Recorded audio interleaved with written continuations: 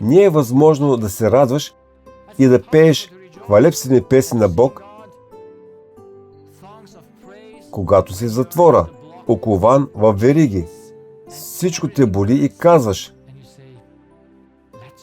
радвайте се винаги в Господа. Това е свръхчовешко, защото това е любов. Истината ни прави свободни. Тя ни свързва с Бог. Можем да бъдем в най-дълбоката тъмнина, в най-големия затвор, в най-големия мрак и все пак да имаме светлина, свобода и радост в живота си. Това е доказателството за нашата връзка с небето.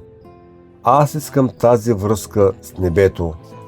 Защото в Яков 1.12 се казва: блажен онзи човек, който издържа изпитня, защото като бъде одобрен, ще приеме за венец живота, който Господ е обещал на ония, които го любят.